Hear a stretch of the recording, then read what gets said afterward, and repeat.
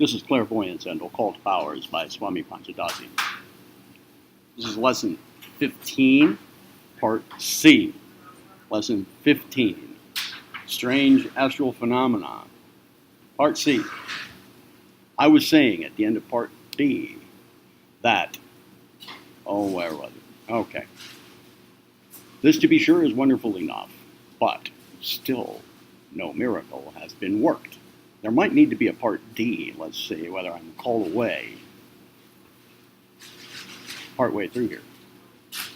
I may mention here that these magicians begin their training from early youth.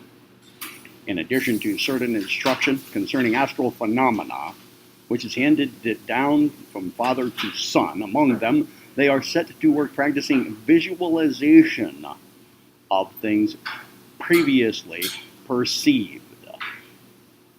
They are set to work upon, say, a rose. They must impress upon their memory the perfect picture of the rose. Upon their memory, the perfect picture of the rose. And it's no easy matter, I tell you. Then they proceeded to more difficult objects, slowly and gradually, along well-known principles of memory development. Along with this, they practice the art of reproducing that which they remember, projecting it in thought form state. And so the young magician proceeds from simple to complex things, from easy to difficult, until finally he is pronounced fit to give public exhibitions. All this takes years and years. Sometimes the boy grows to be a middle-aged man before he is allowed to publicly exhibit his power. Imagine a Western boy or man being willing to study from early childhood to middle age before he may hope to be able to show what he has been learning. Verily, the East is the East and the West is the West, the two poles of human activity and expression. Another phase of psychic astral phenomena, which should be mentioned, although it is manifested but comparatively seldom, is that which has been called telekinesis. By the term telekinesis is meant that class of phenomena which manifests in the movement of physical objects without physical contact with the person responsible for the movement. I understand that the term itself was coined by Professor Cows, C-O-W-E-S, with whose works I am not personally familiar. It is derived from two Greek words, tele, meaning far off, and kinesis, meaning to move.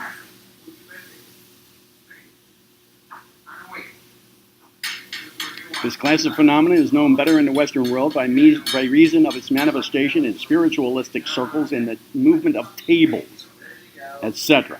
Spiritualistic circles. The knocking or tapping on tables and doors, etc., all of which are usually attributed to the work of spirits, but which occultists know are generally produced consciously or unconsciously by means of the power in the medium or others present. Sometimes both. I would say here that I am not trying to discredit the genuine spiritualistic phenomena. I am not considering the same in these lessons.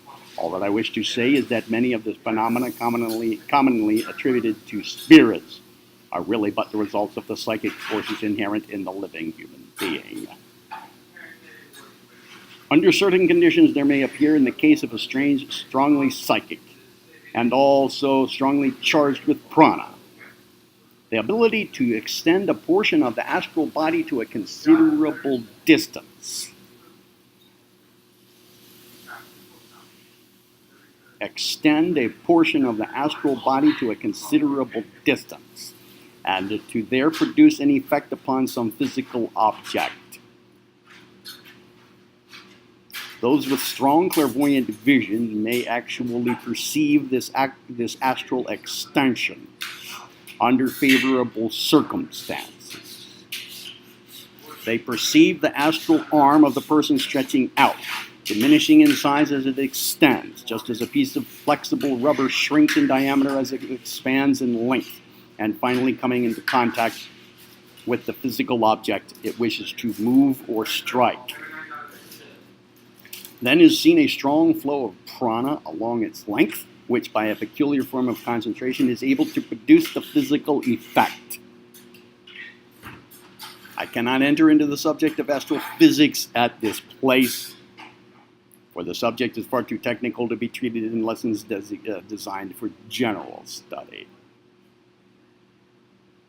I may at least partially explain the phenomenon, however, by saying that the projected astral arm acts in a manner almost precisely like that of an extended physical arm, or such a thing possible in nature.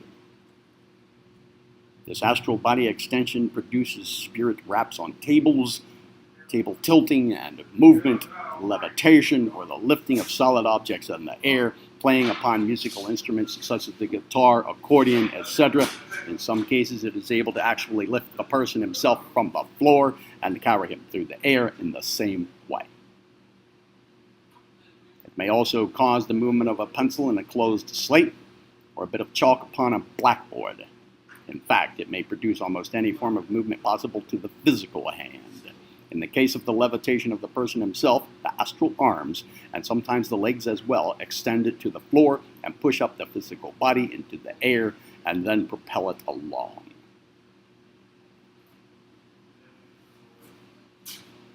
There are many complex technical details to these manifestations, however, and in a general statement, these must be omitted.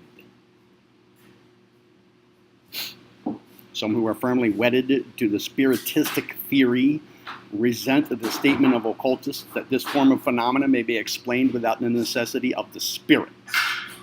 But the best ground for the statement of the occultists is that many advanced occultists are able to produce such phenomena consciously by an act of pure will, accompanied by the power of mental picturing. They first picture the astral extension, and then will the projection of the astral and the passage of the prana, or vital force, around the pattern of the mental image. In the case of some very highly developed occultists, the astral thought form of their body becomes so charged with prana that it is able to move physical objects. These are not mere theories, for they may be verified by any occultists of sufficiently high development. I do not wish to intimate that the mediums are aware of the true nature of this phenomena and consciously deceive their followers. No, on the contrary, most of them firmly believe that it is the spirits who do the work, unaware that they are unconsciously projecting their astral bodies charged with prana and performing the feat themselves. The best mediums, however, will generally tell you that they strongly wish that the thing be done. And a little cross-examination will reveal the fact that they generally make a clear mental picture of the actual happening just before it occurs.